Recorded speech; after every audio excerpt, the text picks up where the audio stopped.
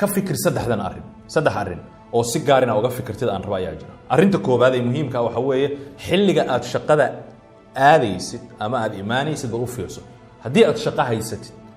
عمل هذا هيستي وإلهي سبحانه وتعالى وكسي وحدوغاني سهرته إن أتكلم نصيب بدن تهاي إن بدن وضدك كلا سببته فرصة أيال الجسية هذا هلينا إلهي سبحانه وتعالى هكو فضله وحدا عيسى مركز أركيسا مركز قاركود قفكي شقو هيستا وعاجسية وضاهية ما آذي الشقة دي أما دقيقة صوت ضاهية ساعة صوت ضاهية مرة اللي بقول جناحية أما هدان لجناحنا لضدك كررنا كشكي السنية دقن كدقو أنت دقيقة صوت ضاهية لهي ساعة صوت هرمر كات كون على الشهر سيلف ديسيبلين أيالي هذا وحنا أركي أنا الصعدة أرورتي هوري نص ساعة ملاس أنا لقيني وضد مكة المكرمة أيام وحنا أركي نمن سوريانا أو الصعدة أو أدو لقيني يوم ميل شقاء وردية مركب ميت كم إذا يستاجي مركب سو عربي أنتوا يقولها اللي هو حيري وحرمنا نيوم الهبل أو صعنا شقاء نصعنا منا هاي سنة ترسبور لو سمحت هذا وحنا قبل حلنا تيك الشقاء يسام باين واحد باين سويز ونمن دن يراء لبات مية أدو لا تنشان إلى يو صدق أنتوا ولا حيسا ترسبور كمان سي مركي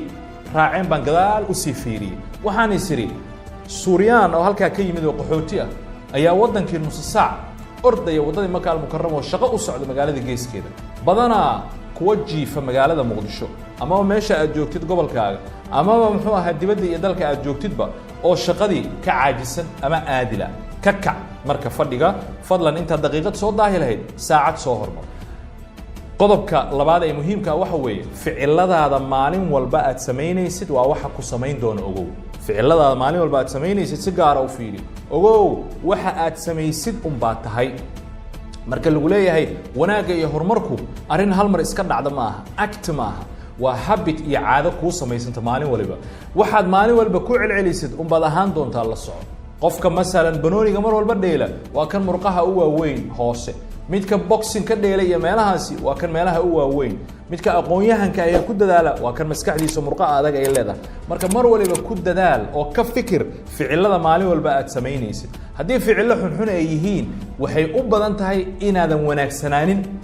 adiguna nin dhalinyaro ah oo ila soo xiriiray ayaa wuxuu yiri niyahow noloshaydii ustaadew way baabaaday oo maxaa kugu dhacay noloshayda waxaa baabi'iyuu dhahay fiirsiga aflaamta xunxun wiilkii waan ballamay waa isu nimid si daacad oo ila hadlay wixii buu ii sheegay inta uu waday wixii marka muddo dheer ayaa uu hawshan ku dhex jiray marka wuxuu yiri anigii oo dhanba waxaan ka samaysmay buu dhahay hawshaas iyada daqiiqad kama maqnaan karo haddaan meel aado durba waan soo noqonaya Soomaalikiis waa very addictive waa sida daroogadii oo kale weey waa laga yaabaa inuu u baahan yahay rehabilitation center meel dhaqan celina talooyin baan siiyay waana u duceeyay Ilaahay subhanahu wa ta'ala u fuday laakiin wiilkaasi dhalinyarada ahay maalin bay la gudboonay oo ah inuu ogaado caadooyinka uu maalin walba sameynayo inay isagu sameynayaan inuu ogaado qodobka saddexaad ee muhiimka ah waxa weeye ee dhalinyarada raba inay ku baraarugaan goobaha waxbarashada ma ahan sidaad u malaynaysid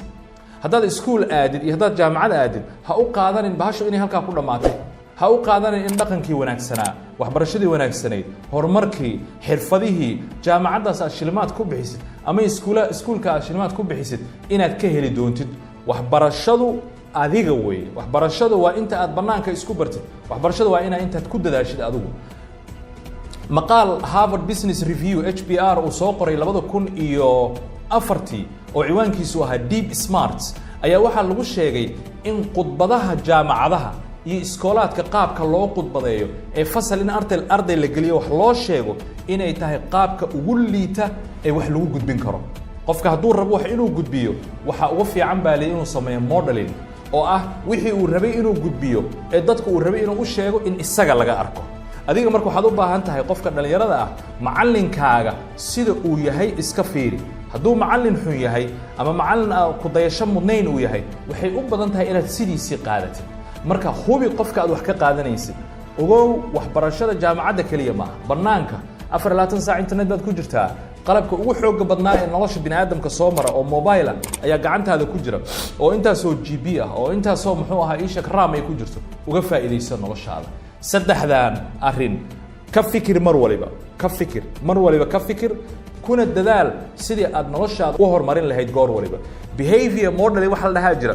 oo qofka dhaqankiisa iyo sida uu rabo waa inuu qofkii wanaagsanaa ee uu rabay inuu iska dhigo sida uu yahay marka waxbarashada jaamacadaha inaad aadaan kaliya ma aha ficilada maalin walba aad sameynaysidna waxaad ogaanaysaa inay ku sameynayaan hadday xun yihiin hadday wanaagsan yihiin shaqada ilaahay uu ku siiyana inta aad daqiiqad soo daahi lahayd saacad soo hormar oo bannaanka adoo fadhiyo qaxweynaya ha lagu arko ilaahay subxaana wa tacaala waxaan ka baryayaa